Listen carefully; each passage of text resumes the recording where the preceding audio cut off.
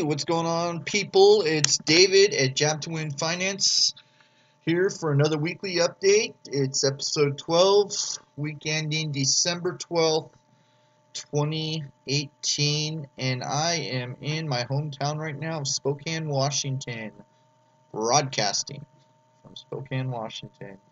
Anyhow, we got kind of a lot happening this week, actually.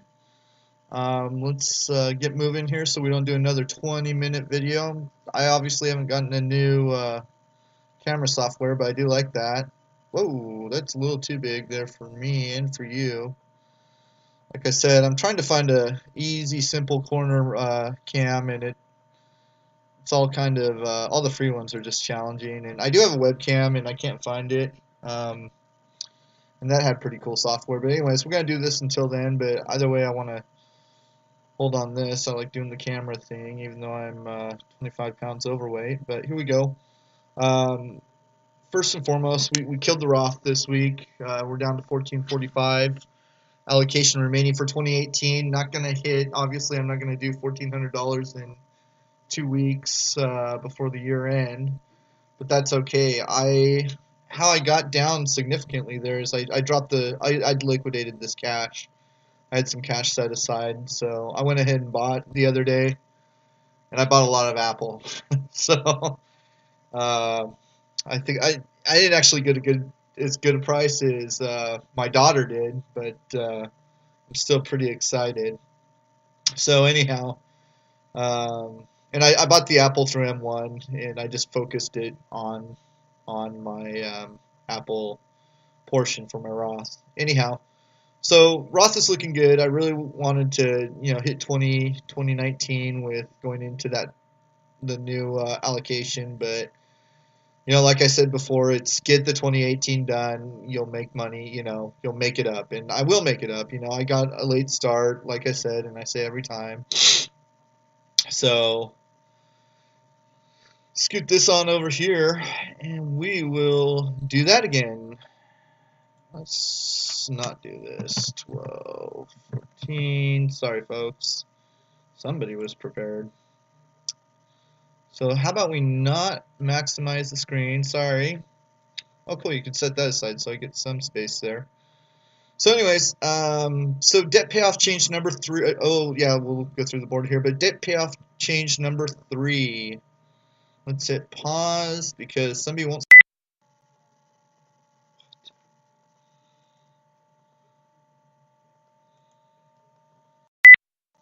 Hey, so that is continuing. Sorry for the interruption there. Somebody wouldn't stop calling me. But anyways, so first topic here is debt payoff change number 3. And this is the due date on my debt being paid off, me being debt free. And that will be January 1st, 2020 now. I started getting a little realistic. My first date was June 1st, I think. No, it was January 1st of this year, or of 2019. And it's just, if you look over here, I've got 11.8 left, and it just, I don't know. With doing January 1st, 2020, that should really set me up for an early beating that goal, and that's a more realistic goal. So let's buzz the blue board here. Let's take a look what we got. So that's the big number right there. Is my Roth got heavily invested this week. Debt's still the same as last week. My net worth went down to 150 or so, even though I invested. The market must have done better because I didn't invest anything more in my liquid, and that's the only way that could have brought that number down. So markets obviously must be. Those rates are pretty high. I don't know how that number is lower than last week. It really shouldn't be. Boy, maybe I did buy some. You know what? I think I did buy some. No, I think that was last week I bought the Apple. Anyways, I'm just rambling. This is what it is. My total start portfolio right now is still under 30 grand. So that's kind of different. Let's see what else. Let's look at the debt snowball. I want to kind of incorporate that a little more where we're at. The numbers I'm really focusing on right now are my daily costs. It's motivating me to get out of debt. These are my 3, my 2 student loans and my RV payment. And now, as I mentioned before, I'm officially back into a debt snowball format with the highest interest rates falling in line. So it's debt snowball slash debt avalanche. Um, but boy, you can, if you do these calculations, it's fun to see the. Let me get back into camera mode there. It's fun to see the difference, what APR does. I'm in a high interest loan, 11.8% on my RV, and that's 96 day, and for the same amount, I'm paying 56 cents on my student loans. So that's and that's at a 6.8%. So yeah, that's those are similar amounts. I'm paying 55 cents a day on twice as much. So it kind of shows you how, compounding interest works anyways, what that could do to you. So this is another good little chart here. Kind of shows my progress throughout the months, throughout the year. When I started this back in 2018, this real big push, I was pushing $90 a month, $3 daily. Now I'm down to $2.11 daily. So those are some savings. Let's get out of here. Getting kind of bored there. Let's get to the next topic. So I did do some investing into some liquid funds this week. I'm going to show you where. And my kids have savings. Particularly one of my kids actually has her savings still. And she's not crazy about it, but she does get, I think, a little motivated about it. And I'll show you who it is here. Maybe not. Let's cancel that. We hit the wrong button there, because that's what we do. So it's this one. It's Maggie, and she's this is her first $10 she got for losing her first tooth she lost, and Tooth Fairy brought her $10. She's really excited about it, and I have to twist her arm a little bit, but that today, this was last summer, Escape. That today went to. That's awesome. Let's see. Of course, you will go back to that. That went to a new M1 account. And little Maggie is going to be an investor, and we will look and see what she invested in. She's really excited. No, she doesn't even know yet.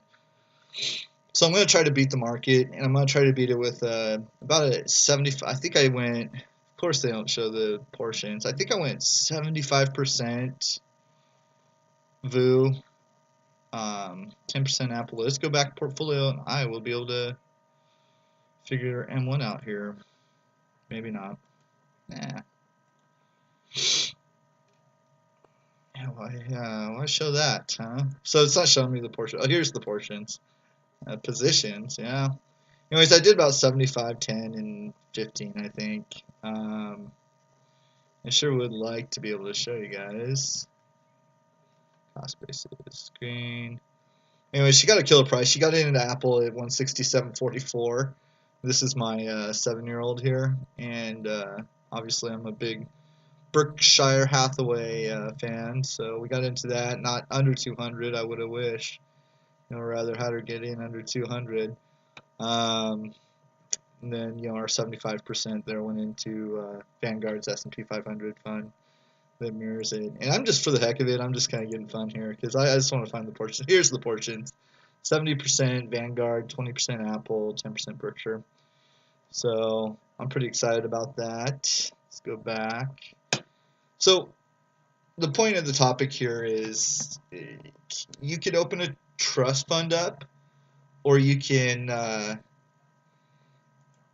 just invest in your own, and I think that's a better option, and just hold on to it. I know I'm going to be around for a while, and if not, I've got a killer life insurance policy, plus I have a will, and actually I don't have a will. Now that I think about it, I thought I did.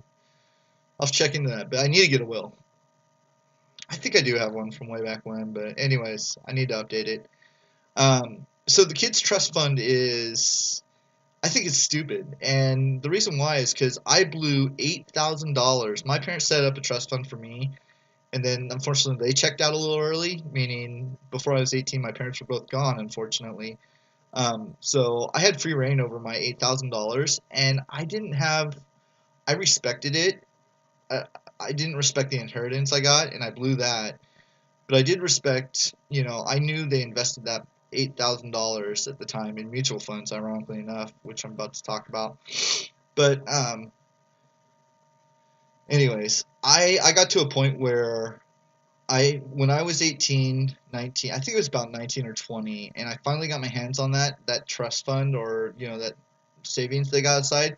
And my thinking was that money was set aside for college, and since I was in the military active duty, I was getting a GI Bill, for $50,000, which the GI Bill did pay 50 grand of my college, that I used the degree for absolutely nothing on.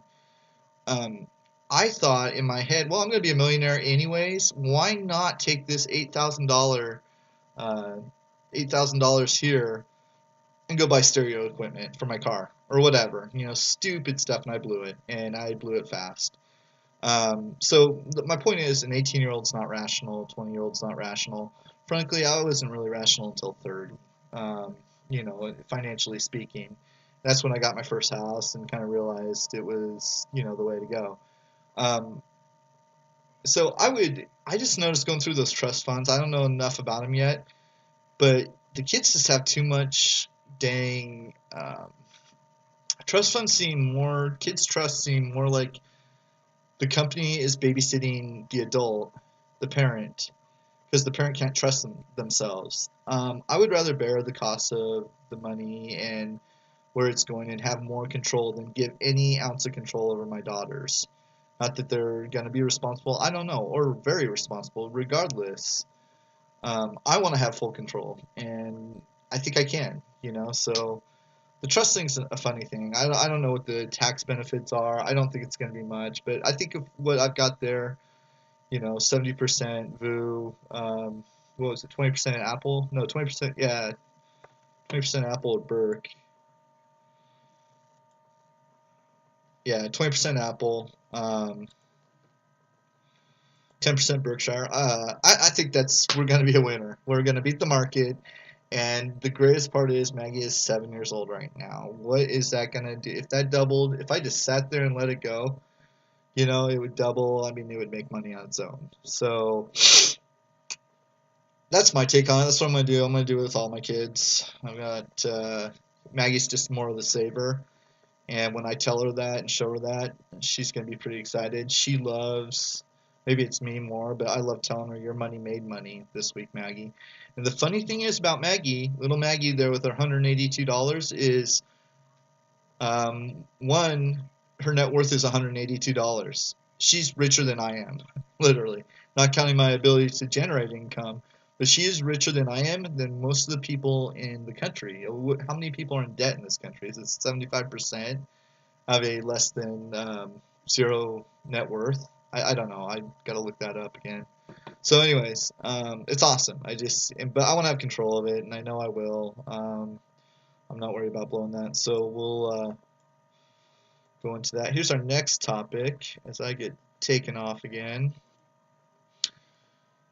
So everyone knows I try to make it known that I'm pretty much a Dave Ramsey fan. And I always have been. I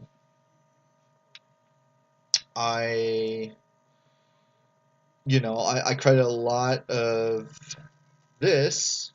I really am getting annoyed with this. So I credit a lot of this number over here, this 11,890, to Dave Ramsey. If I didn't have Dave Ramsey in my life, that number would probably be 6 to 7 folds right now.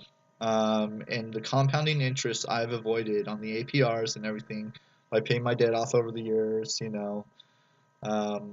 has been astronomical. I know it has been, and let's lose me again. So, anyways, with that being said, Dave Ramsey's on this kick, and I'm going to show you real quick here. He's on this he's always recommended mutual funds. He's got a little empire going here, but my whole point is, let me show you real quick. You got Dave Ramsey on YouTube here pushing mutual funds, pushing.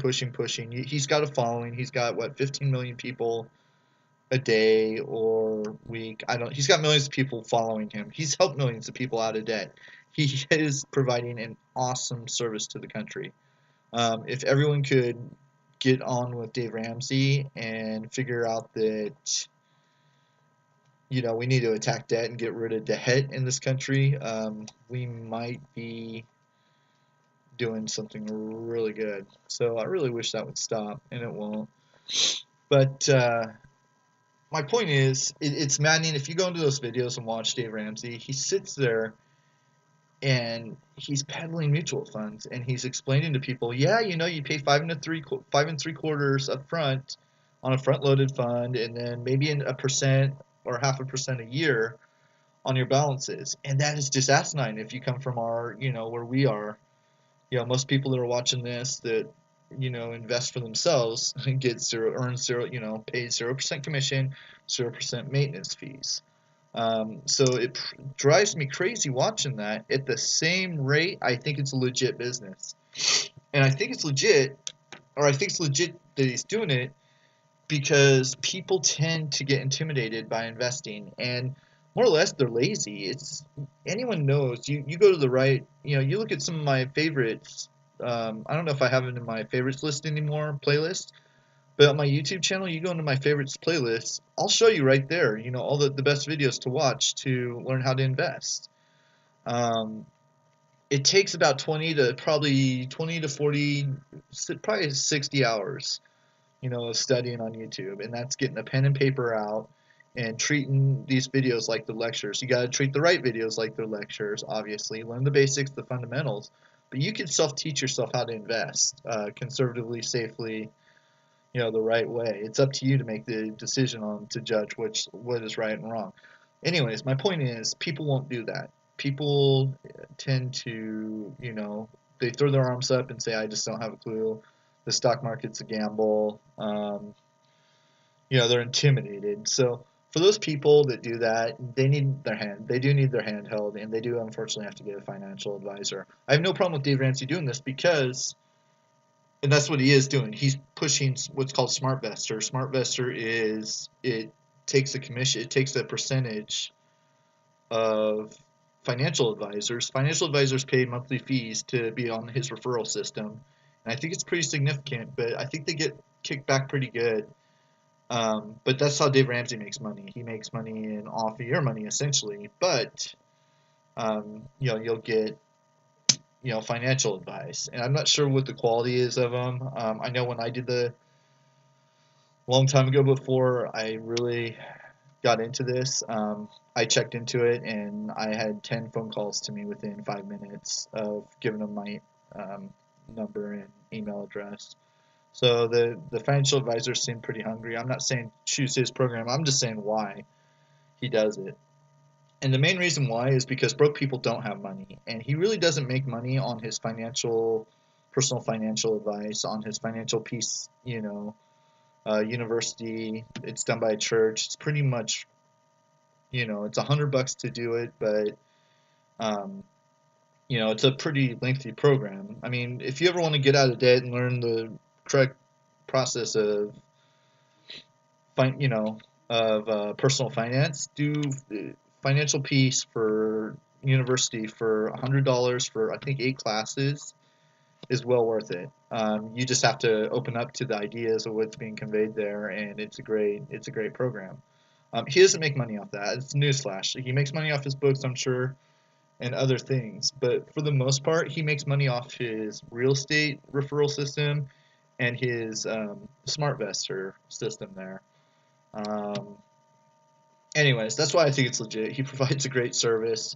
I think Dave Ramsey should get a kickback. Unfortunately, it's something that I don't need and would never use because I have confidence in myself on investing for myself. But I talk to friends and family and people that are, they think I'm stupid. They're like, oh my gosh, you're doing that with a financial advisor, or you're not doing the 4, the investing in the 4 categories Dave Ramsey says to small cap, small cap, mid cap, large cap, and international. And I just, no, I'm here for the profits, I guess. So anyways, I just want to touch on that. That's about all I got this week, guys. I got to rambling a little bit there, but like I said, these videos are more honestly for my accountability.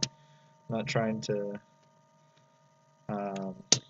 I don't know. I'm not really trying to. I'm not trying to become a YouTube channel or anything. YouTube's a great place to save my stuff and kind of watch my progress. So I appreciate watching if you're watching, and have a good week. Out.